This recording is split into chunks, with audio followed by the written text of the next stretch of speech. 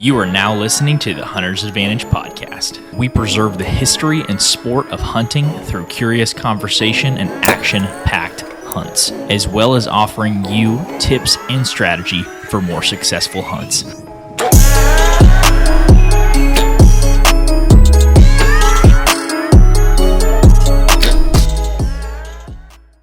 Welcome to Deer Science Month. The goal of this series is to break down the science behind the different senses of a white-tailed deer to make us better hunters. We're going to be talking to some of the best deer biologists across the country about topics like deer vision, smell, hearing, taste, and we'll even throw in cool topics like, does culling deer actually work? The difference between CWD and EHD, and we'll talk about some GPS collar research. So anything you want to know about deer science and biology, hopefully we're going to cover it in this series.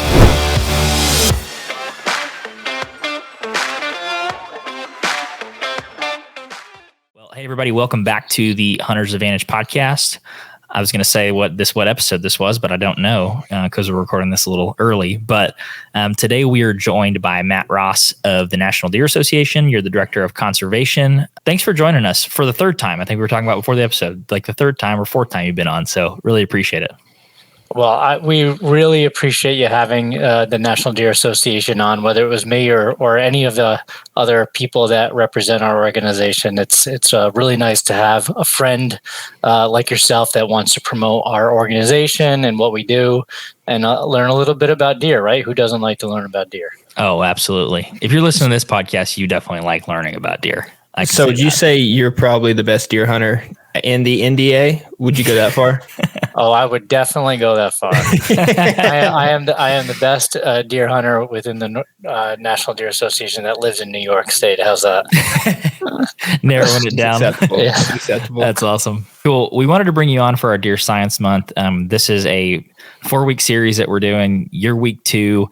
And the topic that we wanted to cover with you this week was white-tailed deer vision. It's fascinating. I know a lot of people want to know more about it. How can we take advantage of it as hunters? But before we get into that, can you give us a little bit of background into maybe your hunting experience, your education, and then kind of how you ended up at the National Deer Association?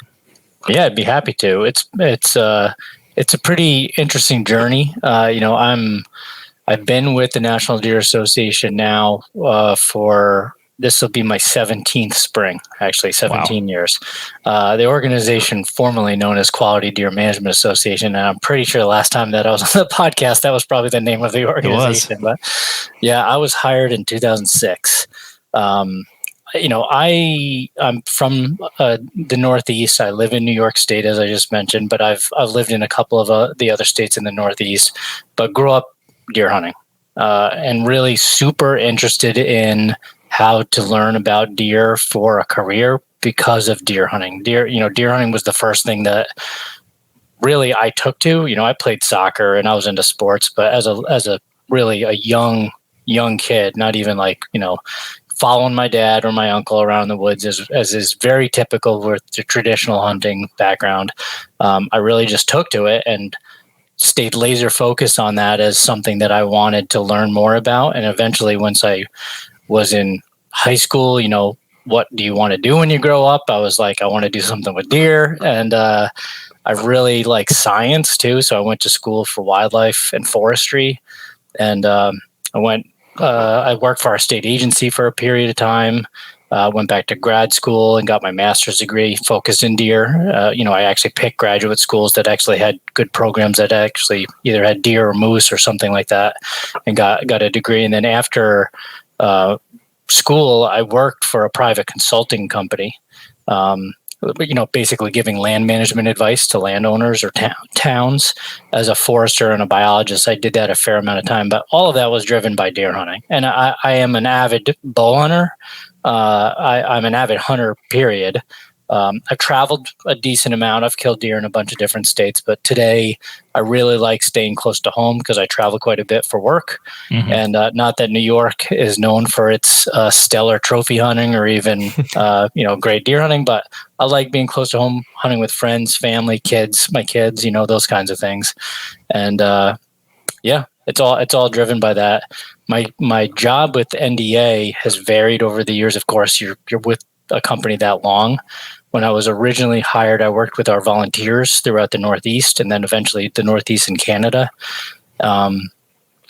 Then I moved into our conservation department, which is where I am now, the director of conservation.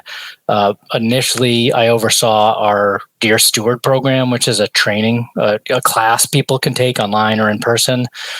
Did that and developed some other programs and just kind of moved my way up into, you work in a place long enough, you get opportunities. And today I oversee all of our field staff, and I report to our chief conservation officer, who's Kip Adams. I'm not sure if Kip's been on this podcast. Yeah, we've had Kip too. Good. He's a phenomenal deer biologist as well. And I get to travel with Kip, and we're both driven by the same desires, is just to learn more about deer. And this is a perfect month to be profiling deer science. And, to bring it back home, to kind of pitch it back to you guys, I think I may have taken that path of wanting to learn and go to school and follow a career, but I've never met a deer hunter that doesn't want to learn more about deer, whether they followed it as a career, right? I mean, we all do. And I love the fact that I can, for my day job and for my, what we do as an organization and for my coworkers, is we get to deliver that kind of information to hunters. There's all that gobbledygook science out there, which I love. I'm not going to beat it down, but how do we deliver that information into usable, pieces of information that can make you a better hunter, make you more efficient, make you more successful? That's what we do. Yeah. If you're going to be in the woods hunting deer, why not be good at it? That's how I look at it. So thanks for that intro. It sounds like we definitely have the right guy, someone that's passionate about deer hunting. And we want to learn more about deer vision. So let's jump right into that. But before we get too deep into it, I wanted to ask kind of a more of a candid question. If you had to put a guess out there in your entire hunting career, however many years that's been, how many times have you been skyline spotted or just plain out busted because of a deer's sense of vision? Oh man, I can't put a number on it. Too many? Just too Not enough many. fingers or toes. I'll be 47 this summer. So, I mean, I've been hunting. You can start hunting in New York legally at 16, but I followed my dad earlier than that.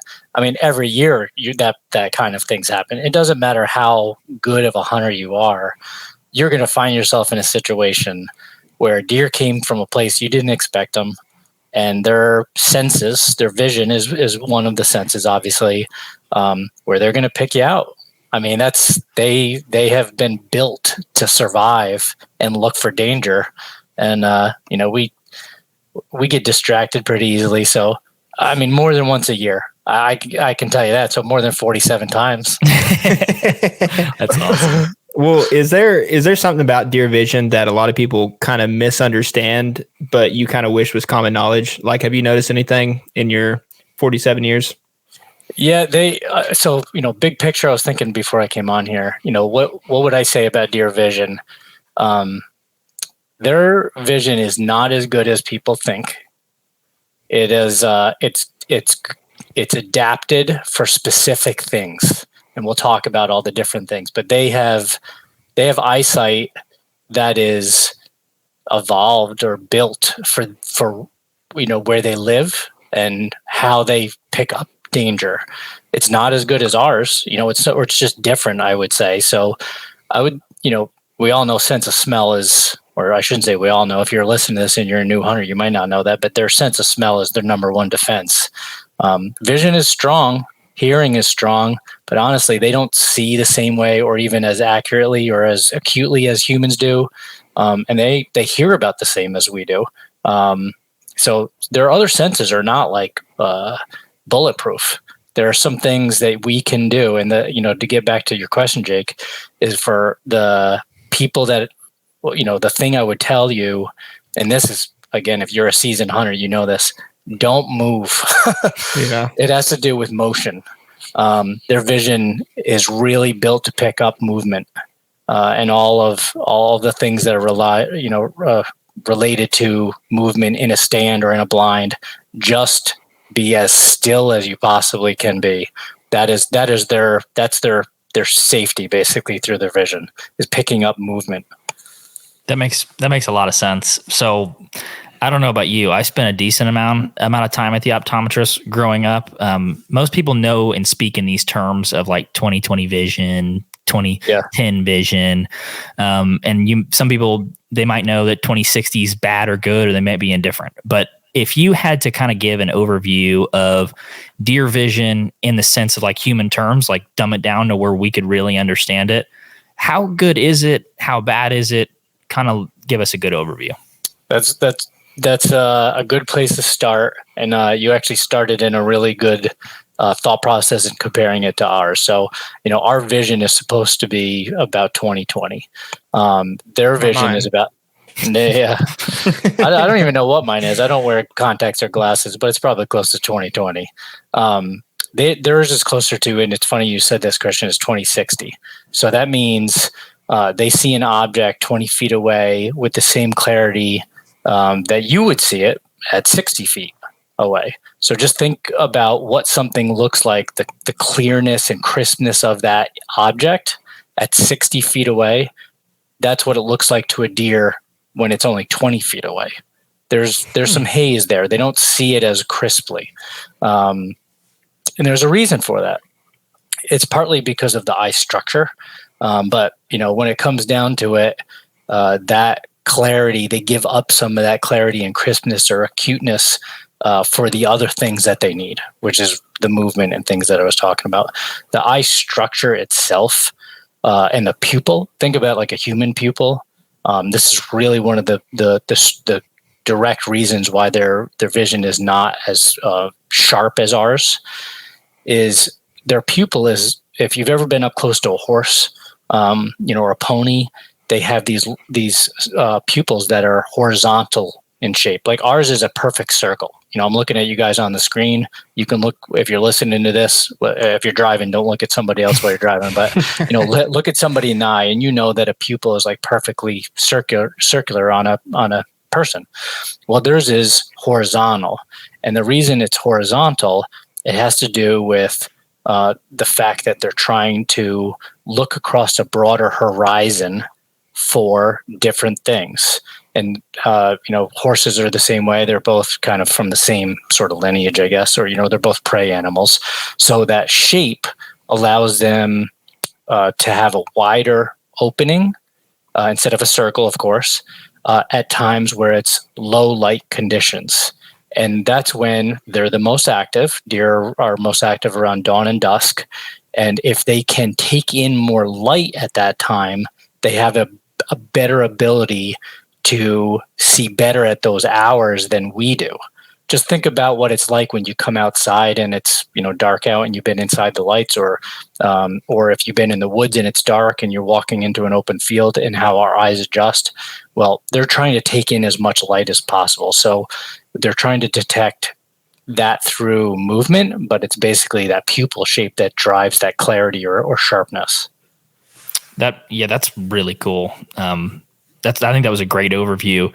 I mean, I actually have 20/10 vision, which isn't like a kind of a subtle flex, because I have really, really good vision, and I know how crisp and detailed things are to me. But if I was a deer, what would I be seeing in the outside world? What colors do I see? Do I see in black and white? How would you kind of paint that picture? That's another good question. They have, because of their activity and behavior of being most active at dawn and dusk, and because of their pupil shape, they try to pick up the colors that are most apparent in those lower light conditions. Of course, deer are active in the middle of the day and they're active in the middle of the night. They're less active at those times, though. I wrote an article last year, I think, about the best 2 times to basically ambush a deer.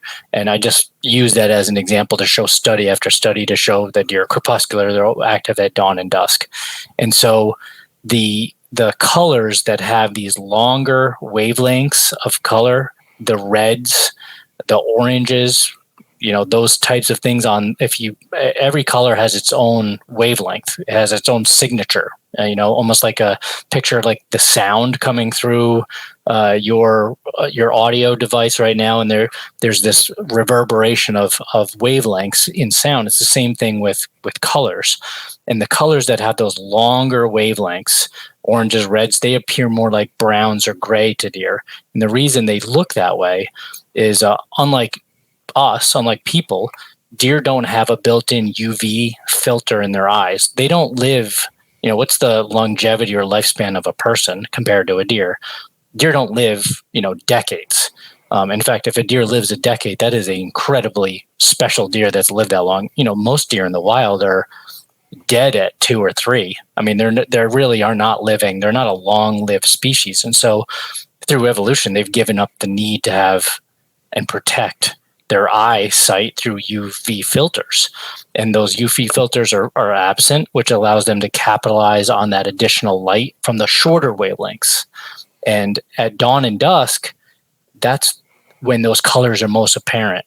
It might not be obvious to you or me, but when you're walking around at dawn or dusk hunting, colors like blues and purples, those colors are more vibrant. They're more able to like be picked up at those times. Mm-hmm. And so, which again are more abundant around that. So when deer are most active, they get this distinct advantage as they're moving to and from color, and deer can see those shorter wavelengths like blues nearly 20 times better than we can. So think about like a pair of blue jeans, right? What they look like to you. Now picture that in like almost a neon tone. That's what it would look like to a deer. And we have a really good article on our website that our whole staff contributed to. I did, but I wasn't the only one. And I'll refer to that a couple times through the podcast, but it's like the 7 different things about deer vision. And there's a great graphic in there that shows a hunter. It's actually my coworker, Lindsey Thomas Jr., in Camouflage and Blaze Orange. And then like it applies a color filter to it to make the blues really stand out. Mm-hmm. And that's, you see some of these commercials about UV detergents being used on your camouflage, and you want to. Yeah, I've heard about that. Yeah, I mean they do pick up those blues and those colors at a much more intensity, especially at dawn and dusk, and it's because of their eyesight. That's wild. So how does depth perception kind of fall into that? Is that due to the lack of, I guess, colors they can see, or is that just how their vision's set up? Because I've heard that whitetail don't usually have like that good of depth perception, and that's why they always do that head bob when they're trying to pick you out. Yep. So that's not necessarily directly related to the colors that they can see or the wavelengths, but it goes back to the pupil shape. If you've ever made eye contact with a deer, like you're talking about, Jake, with a deer, what feels like an eternity, and they're doing that head bobbing, it's likely they're trying to figure out exactly what you're looking at. That has to do with the fact that they only have 20/60 vision first. Okay. And second, it has something to do with the rods and cones, the structure in their eye, in the back of the eye. We both have these photoreceptors in the back of our eyes, or basically in the retinas, that allow us to see different things. Those are photoreceptors are called rods and cones. Rods are responsible for light absorption, right? And cones are responsible for color vision and distinguishing those finer details that you're talking about, the sharpness.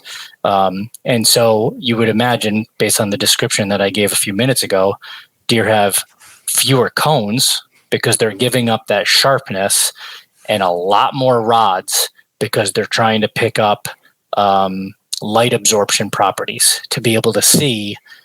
Think about it. There's things trying to kill them, right. and they're up on their feet, 4 or 5 o'clock in the evening, and they're just as the sun's setting, and those 2 hours or 3 hours after sunset, they need to take in as much light as possible.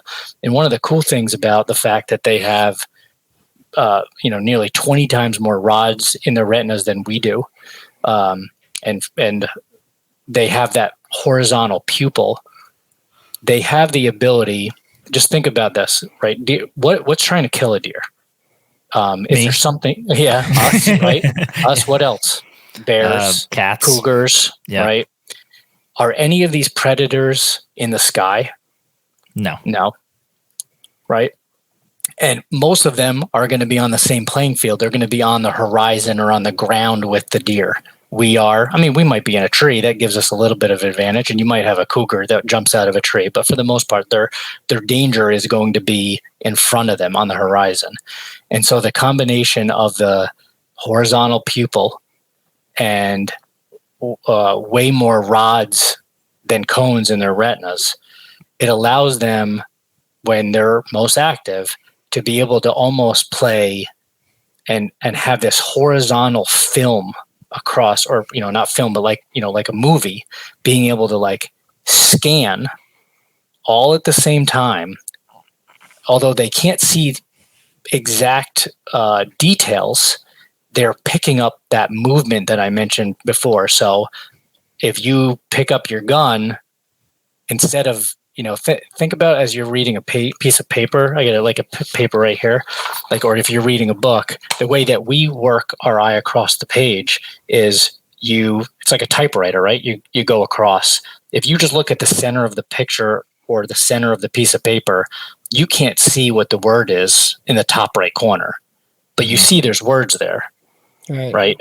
And so you have this super centered, focused clarity, and then there's like concentric rings of less and less clarity. Well, what deer see is it's not as sharp, but instead of a perfect circle, they see the whole page. They have like this vision across the horizon, and the fact that they're absorbing so much light. And I'll tell you about movement in a second. Some really cool research came out in 2000. What year was that? 16, about how they pick up motion. I mean, we didn't even know this until just like 7 years ago. But the combination of all these adaptations, the horizontal pupil, more rods than cones, and the fact that they can basically process the information faster than we do in their brain, lets it all work together. And all you got to do is pick your nose or whatever in the stand, or in a blind, and they see it, they pick it up, or their sense of smell is picking up something before their vision does, but their sense of vision is backing it up, and they're looking for that motion, and they're doing exactly what you just said. They're bobbing their head, they're looking for that.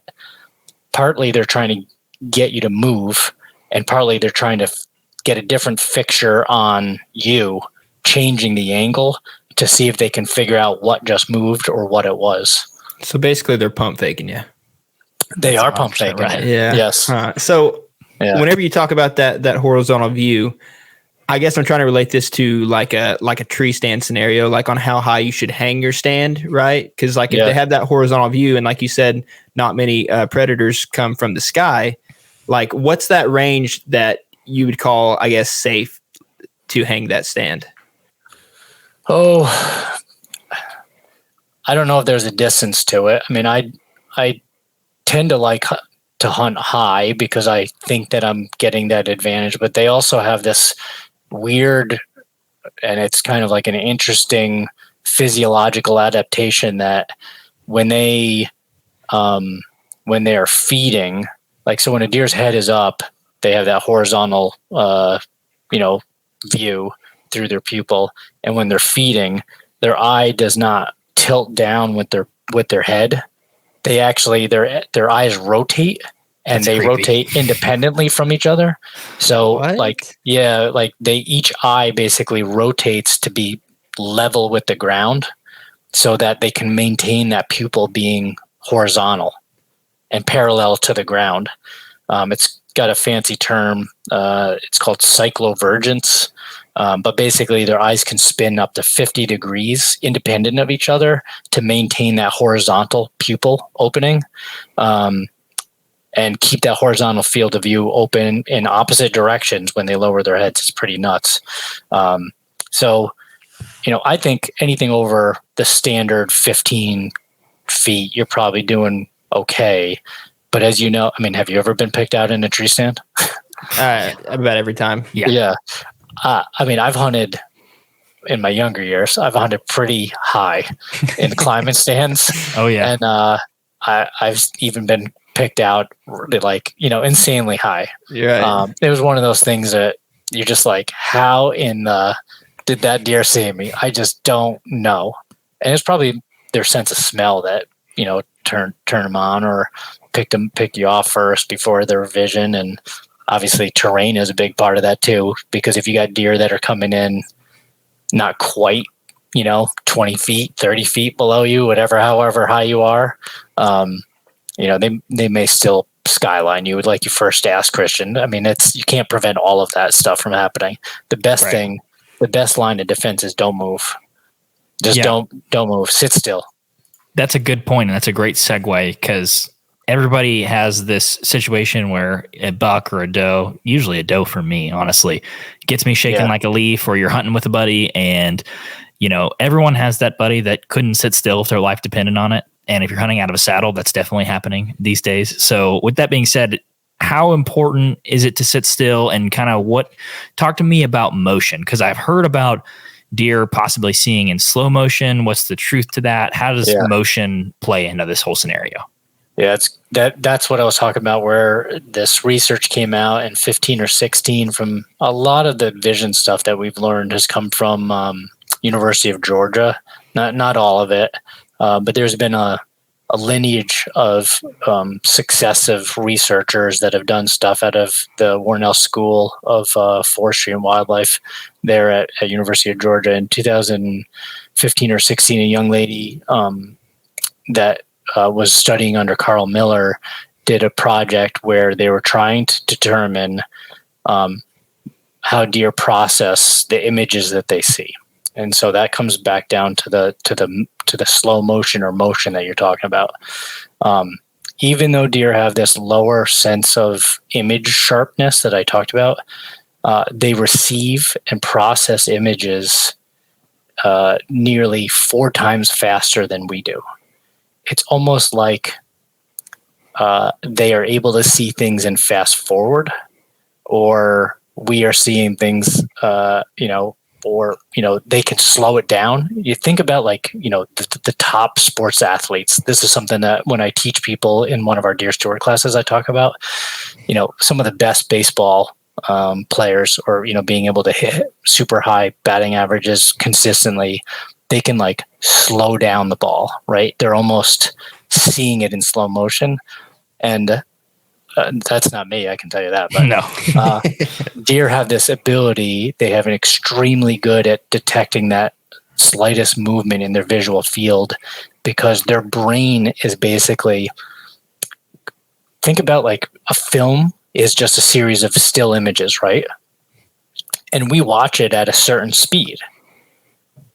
And that's how our brain picks it up. Mm-hmm. But a deer is almost like flipping through them super fast and seeing them at a faster rate than we can. And so all it takes is that little, just little thing that you're doing, and they're like, I gotcha. The first picture in that old school reel of film where you go from, one stationary position to just the slightest little difference, their brain has already picked up on it. If that makes sense. I don't know if I'm explaining it right, but that's how I view it. That's good. Yeah. The Hunter's Advantage podcast is powered by Out on a Limb Manufacturing. Out on a Limb is a family-owned company based right here in Oklahoma that makes tree stands, saddle platforms, climbing sticks, and so much more. Christian, I have a quick question. What's that? What bites sound harder, a hippo or an alligator?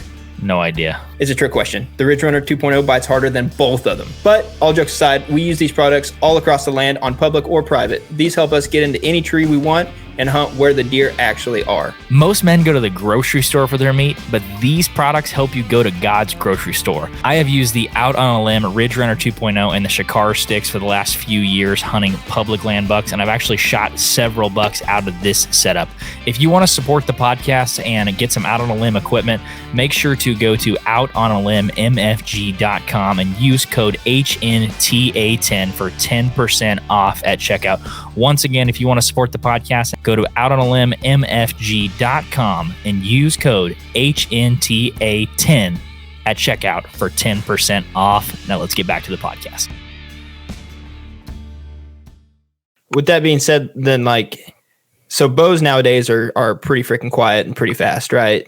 So a lot of people say when a deer jumps a string or ducks a string or whatever, that they hear the bow go off. Is that all pure to like the ability to hear, or can they somewhat see the arrow coming at them? If like that's what you're saying, because they process stuff super quickly. So could they maybe see the arrow kind of come towards them, almost like if a fly's or a bug's about to hit us in the face, we can kind of barely see it. Obviously, with our reflexes, it's too slow. But maybe for deer, being the schizos that they are, that they might be able to dodge it. I think there's something to that. That's a good question and thought. I mean, obviously there's no bow out there that goes faster than the speed of sound. And so they're probably hearing the sound first.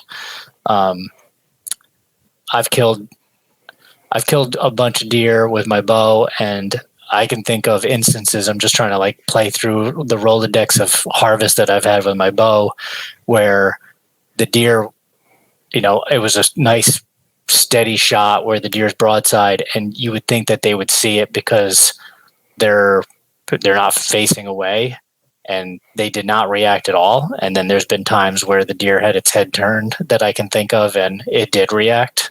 Mm-hmm. And so I don't think there's any equal thing across all situations where you would say that is a standard thing that happens. But is it possible? I do think it's possible, because shoot, I can see my arrow. Yeah. When I'm shooting at a target, or not even at a deer, I can see my arrow before it hits the target. It would have to be a pretty far shot. Obviously, if you're shooting things at 15, 20 yards or closer, it's hard to see it, but you can still watch it through the peep, as you're maintaining that visual, picture of where your arrow is going to go. I'm watching the knock. Yeah. So I think they can see it. Well, I've had situations where I've had buddies shoot at 70 yards, and I've stood on the other side of the house where there's absolutely no way it would hit me. And it's crazy. You think it's going so fast, but when you get down range of it, it's you can hear it coming as soon as they shoot, and I can literally watch it go to the target. Yeah. I'm like, oh, that wasn't nearly as fast as I thought it was. Yeah. Yeah, exactly. Exactly. That's one of the lines of defense that you can do there is obviously pick close shots, not take super long shots, but that's not always it depends conducive. How big the deer is. Yeah. Yeah. I wasn't going to say that, but that is true. It depends on how big the deer is. It depends on the situation. Obviously, there's parts of where deer live that are way more open, and being 15 yards away, which is very standard across, a lot of where whitetails live. But you're not going to get that close to a deer. You just can't, or there's situations where the deer really is not paying attention, and they might be a little bit further away. And could be reasons, it could be a buck that's focused on another buck and has no care that you're in that tree, or whatever. You can come up with a million situations, but yes, the thing about their ability to slow down the image, like a really, Hall of Famer, baseball player, or whatever, pick your sport. When I heard that and learned that, I was like, man, that's crazy. Just thinking about what that means. And one of the things that I try to do now, it's not as easy, but even the movement that I do when I'm hunting, when I'm pretty sure deer are not around, I try to slow that down. Just if I'm going to reach for my water bottle or scratch my nose or look at my phone or whatever, I try to. I'm not saying I'm perfect, but I try to be okay, just don't do it at normal speed. Just try to act like you're in molasses and just slowly reach for whatever you're trying to grab or whatever. We do that, I think, for the most part. Hunters do that when the situation's about to happen. Deer's coming, you turn that on where you're like, okay, I need to get my bow. And so you're not just reaching it and grabbing it. You're slowly, if you've been busted enough times, you know what's going to happen, right? So you slowly reach for it. I try to do that whenever I'm hunting. It's hard, but I still get busted though. Yeah, I try to do that until like the sun starts to sit, prime time, and all of a sudden you get that little those mosquitoes start coming out, and then I look like I'm airboxing up there. Like that's one thing I cannot go is those dang mosquitoes. It's funny. The one of the things my uncle taught me when I first started hunting was I used to whip my head around real quick and to look at things like you're like right there, like where? That's like your first instinct. Yeah. He told me to like use your eyes to look at things, not the motion of your head. And so like I'll find myself like looking out of the corner of my eye so much it like makes me want to feel cross-eyed as I'm going slow. That has helped me not move as much, I feel like. That's a good tip. And that's coming from somebody that knows what they're talking about. Your eyes, they're not going to pick up movement on your eyes as easily as your head turning. Yeah. Oh, I just had a little quick question back to like that little head bobbing scenario, like whenever they pick you off. So there's a little, or I guess an old wives' tale that I kind of heard about. Like, do deer know, or can deer see like your eyes within the stand? Because like there's some people that swear like if you look a deer in the eyes, they're automatically going to bust, and then some have like that squint and tip the part of your bill down, and then others just basically close their eyes and say a little prayer or whatever you do. But is there any rhyme or reason to that, or is that just a big old myth?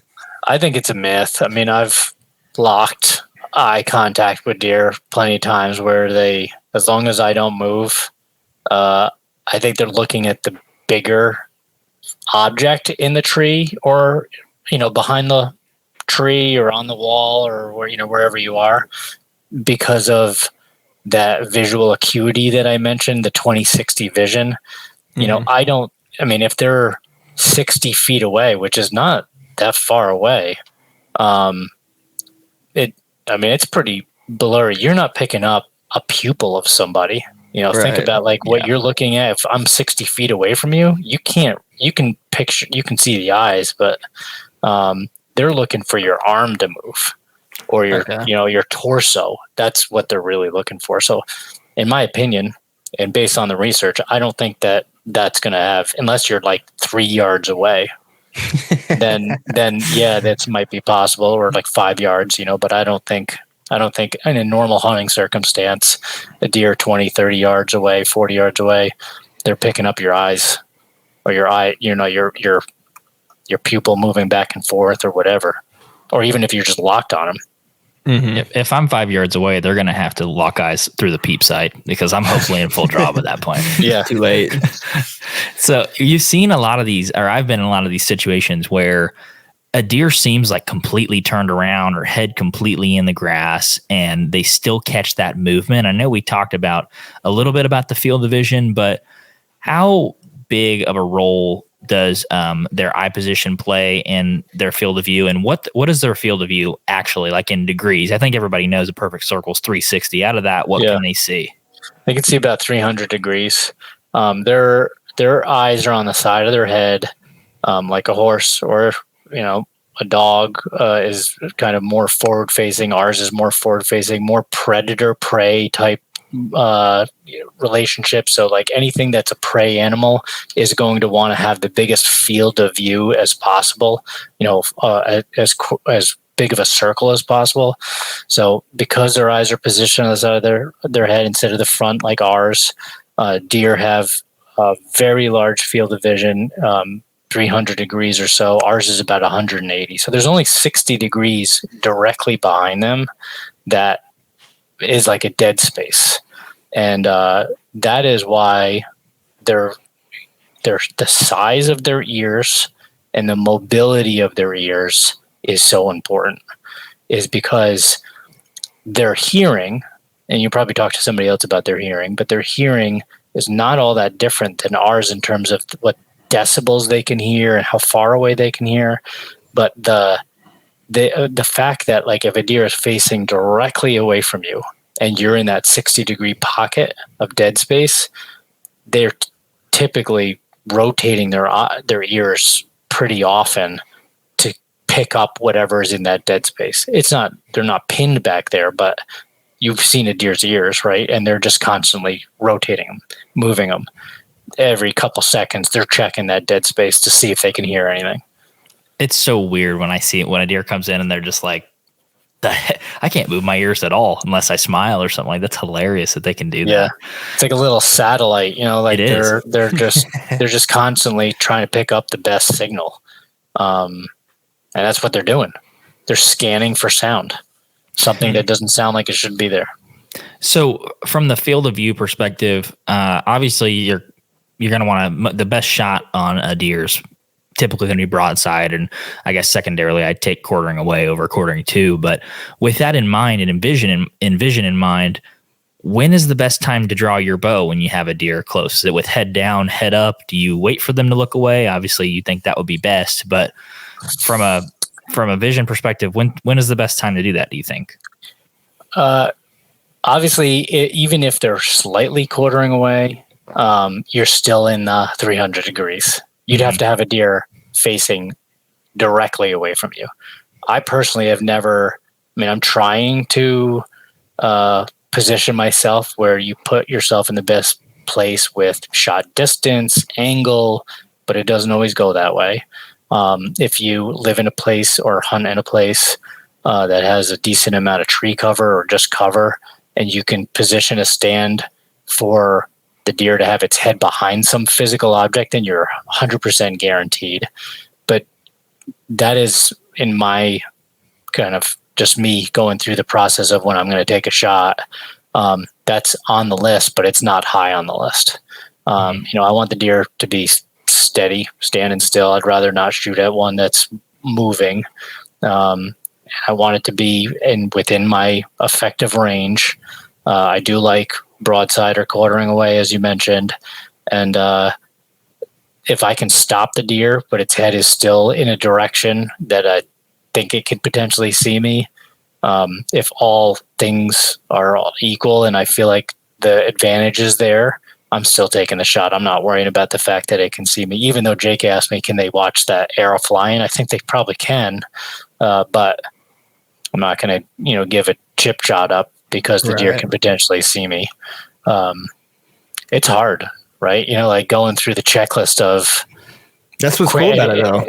Yeah, it is. It is cool. Just being like, what's right in this, and sometimes it's innate where you're like, now's the time to shoot. But it's a good time. Yeah.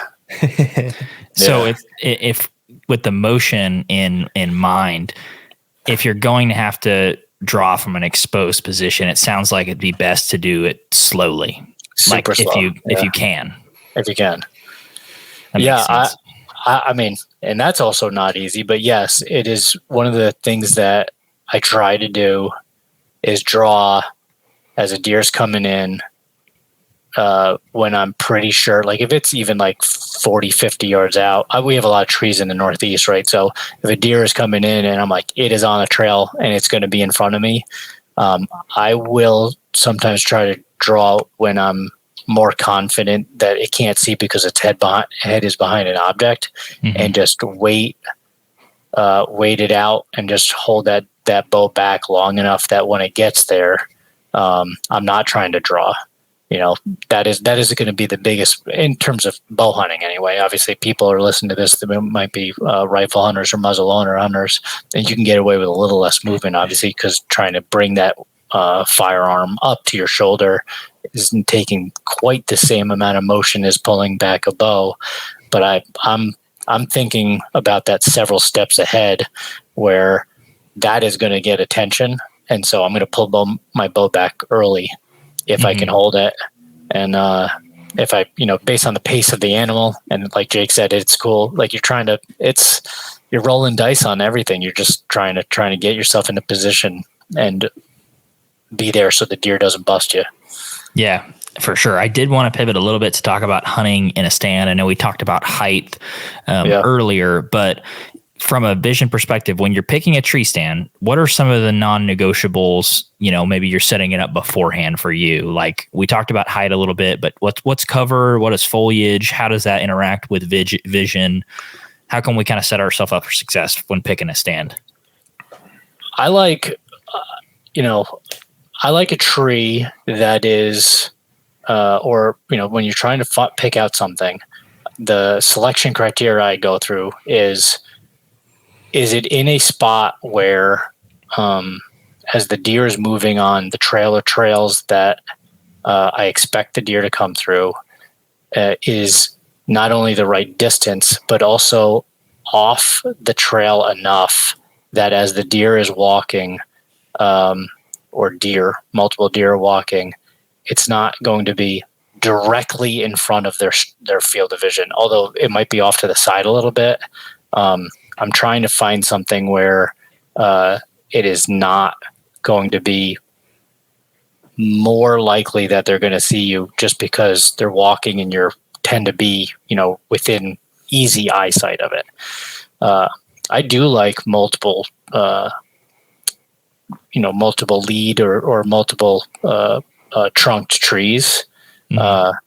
Or in my situation up in the Northeast, I like to try to find good sized trees that actually have some coniferous mid-story trees around it.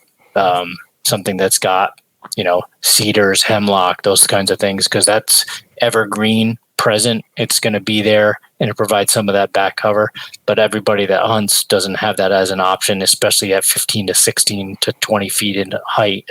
You might be in a pure hardwood stand and there's no coniferous trees available. And in those situations, I certainly don't want to be in a stick, like a tree that has nothing on it. And so trying to find something that has multiple trunks to it where you can, or might be 2 or 3 trees that are growing out of the same pocket, and you can use another trees for either one that's either in front or behind you. So placement of the stand too. I might sometimes, if I don't hunt out of a saddle, but you obviously have that flexibility with a saddle much more than a lock on or a ladder even. But you don't necessarily have to be on the front of the tree, even though that might be the best shot. A lot of times I'll put that, put the stand at either 3 or 9 o'clock, on the tree. So if 6 o'clock was exactly where I expected the deer, I kind of want to be on the back edge of the tree and catch them coming or going if possible. We hunt a place with a lot of pines, and it's like there is no cover 20 feet up. I mean, it's just like a straight pencil all the way up, and every tree is like that. And it's like you get in the tree and you're like, I try to hide behind the tree in my saddle from where I think they're going to come from. It's like the only cover I have. Yeah. That, and in some areas it's pretty hilly. And so you could be, like you said, 20, 25 feet up in a tree. And then you just look over and it's just like, oh, eye level. I could be eye level with one of them. Yeah. Have you guys ever tried to put, bring some kind of cover up into the tree with you? And it could be artificial, but just like cutting limbs and trying to, stick limbs in the bottom of, obviously you're not going to do this in a saddle, but or even strap them to the tree so they're kind of dangled behind you. I've seen some people doing that where they'll almost turkey fan out a couple of limbs behind the tree. I mean, that seems like an option, but what do you guys do in those situations where you have lots of pine? We hunt public land. That's where that stuff is. Yeah. So there's no cutting of trees, no drilling into trees. So you're kind of try to find an oak or something around, but once all the leaves go, it's like, well, same situation again. Yeah. Yeah. It makes it tough. There's something to say too about hunting tactic based on the time of the season. You can get away with, this is probably obvious for a lot of listeners, but maybe not everybody. You can get away with a lot more in the peak of the rut because they are not going to be looking for danger as often as they would in the pre-rut or post-rut, just because their focus is really more on breeding or preventing from getting bred if you're a doe and they're not ready. And most of the distraction is going to be from another deer. And that's constant for a couple of weeks. And so some of those locations that you're talking about where you don't have the back cover, you don't have the ability to change that, and they may be some of your best spots, you can get away with more because they're focused on either chasing or being chased by another deer, not necessarily what's going on. And even with smell, honestly, they may smell you, but it's a fleeting thing, a fleeting sense of danger because there's a buck right on their tail that's chasing them. Yeah, that's a good point. I mean, and this is one of our favorite rut places to hunt in the rut. So I think they throw a lot of the caution out the window, which is pretty nice. I did want to ask you about hunting on the ground. It sounds like from a visual perspective, it would be pretty tough to hunt deer on the ground. Not impossible, but tough just because the way that the peripheral, their field of view is set up, like you said, all the predators coming from the ground. Does it make it tougher when you're hunting on the ground? It does. I would definitely not shy away from it. I've actually tried to hunt more on the ground as I've gotten older just because I'm toting kids along or, trying to take some new hunter out through our Field of Fork program. And I still love being in a tree and do that every year. But I've hunted more on the ground than I ever have the last 3 or 4 years. I think care needs to be taken if you're going to hunt on the ground. Certainly you could use a pop-up blind. Deer are going to pick up on that being different in the environment, but it does provide that back cover, especially if they get used to it. But if you're hunting public land, you're not going to leave a pop-up blind out on public land and leave it there, right? So it's going to be this new thing in the environment that deer are coming up to. But I also think I've shot deer without a blind off from the ground during the rut just because they were running by and I shouldn't say deer multiple, but I have been able to shoot a buck on the ground while just being opportunistic walking in. It was coming through. I stopped it and shot it, and I was on the ground with no blind or anything. So it's not impossible. Yeah. I shot my first deer on the ground this last season, hidden behind like a little cluster of rocks and a telephone pole. Yeah. And I kind of just popped up from behind it and shot. I was like, if you took me out here 3 years ago and were like, you're going to kill a deer behind a rock in an open field, I'd be like, there's no way. Yeah. And it works. It's crazy that you can do that in certain scenarios. It is a thrilling way to hunt. It's also kind of freeing, especially because of all the gear we tote with us. Yeah. Right. And just to feel like, I don't really even need all that stuff. You just take to make sure you have you have a license and you have something to shoot a deer with and something to gut it, hopefully if you get one, and go a little bit more rogue or, strip down in terms of what you really need. But I think you do need to care, take a lot more care. I shouldn't say a lot more care. I'm just going to say I'm more cognizant of my movement, my scent, all of that stuff when I'm on the ground. I almost want to say, I think we have false expectations or false hope even when we hunt out of a tree that deer can't feel or smell or see the same things that when you're on the ground. They still can. I don't think there's a height that you can get in a tree where they're not going to pick you up. As I mentioned earlier, I think that the risk goes down, but it doesn't go to zero. And no matter how high you go. And I think it gives us a false sense of security when we're in a tree. Like, oh, they can't see me up here. So speaking of the false sense of security, I want to kind of morph that into things about camo, right? Because people buy camo to quote unquote like blend in to the surroundings and stuff like that. Is there actually a difference between like one camo or the other? Do deer perceive them differently? I think there are some differences, and this isn't like a commercial. I think, for me, and for what the research says, deer are not picking up on the finer detail, right? We just talked about that. They're 20/60. Yeah. They don't have this super sharp vision.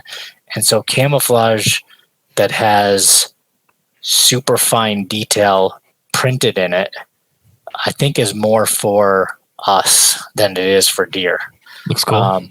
Right? Yeah. It's those broader patterns, the bigger, kind of like at the macro scale.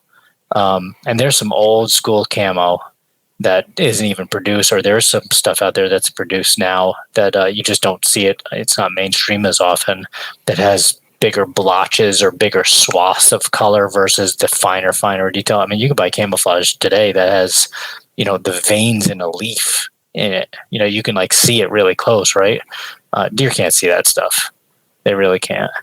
So I do think camouflage helps. I think there's differences in some of the camouflage.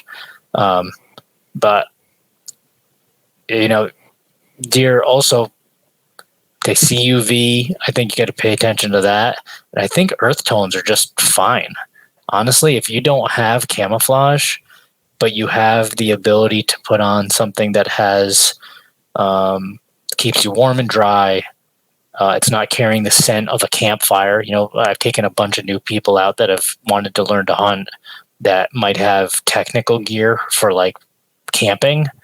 But if you show up in your jacket, even though it can keep you warm and dry, and instead of being, blue, it's a red or an orange, which they can't see, or it's an earth tone, but it smells like campfire smoke because you wore it the previous weekend while camping, that's a problem because they're going to smell that.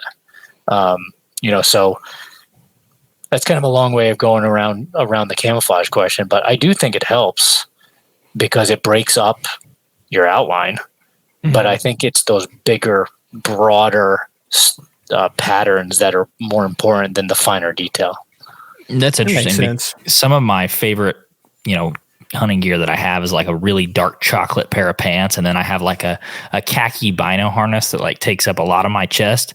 Yeah. And it sounds like those things are okay, right? Because they're not big red flags or yellow flags in this sense to a deer, but there is something to say about the foliage and the breakup and kind of blending into something else with the camo pattern. Yeah, exactly. I wear one of my favorite pieces of hunting gear. I have some really nice technical camo from companies that have sponsored in the past and companies that sponsor us now. And so, we represent those brands. But one of my favorite pieces is a camo as like a chocolate brown cotton hoodie. Yeah. And I'll throw a vest on top of it. I mean, it's cotton. It's not even like technical gear, but it's just a hoodie that is really comfortable and it's warm. And then I'll put one of my camo vests on top of it, but my arms are brown. Yeah. They're not camouflage. I actually feel like that's a really good way to kind of break up my outline even more. Yeah, that's awesome. So I know we're short on time, and we had a couple fun questions before we let you go. Sounds good. So bringing all this full circle, we talked a ton about deer vision today. If you had to give deer hunters 3 tips on how to beat, or at least try to beat, a deer sense of vision, what would those 3 things be? First thing would be don't move.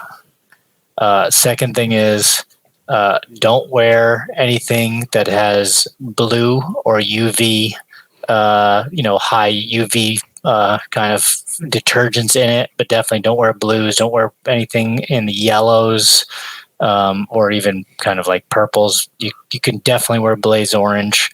I'm going to give you 4 because if it's firearm season, wear blaze orange. It's not gonna stick you out. And then the last one would be, how about don't move again? I like don't it. move gets 2 votes. I love it. Yeah. So if you could take away one deer sense forever to help you kill more deer, what would that be? And I know you kind of already hinted on it in the beginning, but sense of smell. Yep. Yeah. Why is that? It's the best thing they got. That's understandable. And how many more deer you think we'd kill if they couldn't smell? I think about the turkeys. I kill a lot of turkeys because they can't smell. I would never kill a turkey if they could smell. It's their sense of smell. That's the winner. That's awesome. Well, cool. We really appreciate you coming on. For folks that maybe want to connect with you or become a member of the National Deer Association, like I am, proud member, got the sticker on the truck, where can they connect with you and where can they become a member? So you can find us at deerassociation.com. That's just one word. You can find my information on our website, under the staff page. I'm listed there along with a bunch of my coworkers, really great folks. You can follow me on Instagram. I think it's @MattRoss_NDA. It's the only social media platform I have, but I'm pretty active on it. And you can email me if you have any questions about deer vision or anything. Just matt@deerassociation.com. And that's actually true for all of our employees. First name @Deer Association. So if you want to talk to Kip, it's just kip@deerassociation.com, or Nick Pinizzato, our CEO, Nick at Deer Association. So you can reach out to any of us. We're very approachable. We love to hear hunting stories. We love to see pictures, and we love to get questions from our members or people that are interested in becoming members. Awesome. Super accessible. Well, we appreciate it. Thank you. Did you learn anything about deer vision? Dude, it made me realize how much of a disadvantage we're actually at when we're going into their element, their house. We're in a big disadvantage. And like that made me realize, like I think the biggest thing from the episode was like when they looked down, I kind of figured there was something always wonky going on, like not necessarily with their eyes, but like they were still like on point, like with all the vision stuff. But whenever he was explaining how their eyes just rotated as they went to feed, and it's just like, I thought I was supposed to shoot them while they were busy, not, I don't know. I like that I knew this, but to some extent, but I think Matt reiterated on it quite a bit, is their vision's pretty bad in terms of like quality. See, I didn't really know that. Yeah, that makes me feel good, but it's like nature's sick joke, right? Their quality of vision sucks, but they perceive it 4 times faster. So you're like, you can't see me, but then you do that, and they're like, got him. I don't know what he is, but I got him. They might suck, but they stuck really good. Yeah. It's like they catch you. They don't know what you are, but they're not going to stick around to find out. So something I'm so amazed with is like, obviously I haven't been on for like Kip Adams or anything like that, but I've listened to other people like Bronson Strickland, on his Deer Lab podcast and stuff like that. And hearing Matt talk and explain stuff, they like, especially from the people from like, I know Bronson that does, I don't think like doesn't work for NDA, but from a lot of the NDA folks, like they explain stuff so well, like they're able to put it into terms that you can like the average simple-minded person like myself can just easily absorb. And like, as he was talking, I was like, this is awesome. This is like, talking about complex stuff, but he's making me understand it. And like, I love that. He did a really good job. Those folks are very down to earth, very, if they were smart, they would just keep all their research and knowledge to themselves and just kill big deer all the time and not tell anyone else. I think they're making people a heck of a lot more effective going out. Like just a few topics that he threw out, I'm like, okay, I could do this a little bit better. I could do that a little bit better. And as we know, those little things are really what add up to be you killing one or not. And how easily he explains it. Like, that's how he knows his stuff, because you can't explain something that thorough and like that simplistic without absolutely knowing it through and through. So with that, we'll catch you guys in the Deer Science Month, week 3 next week. See you later. Jesus loves you. Thank you guys so much for checking out the Hunter's Advantage podcast. If you enjoyed the episode, make sure to leave us a rating and review on Apple Podcast, Spotify, YouTube, or wherever you listen to the podcast. Thank you guys so much, and we'll see you in the next episode.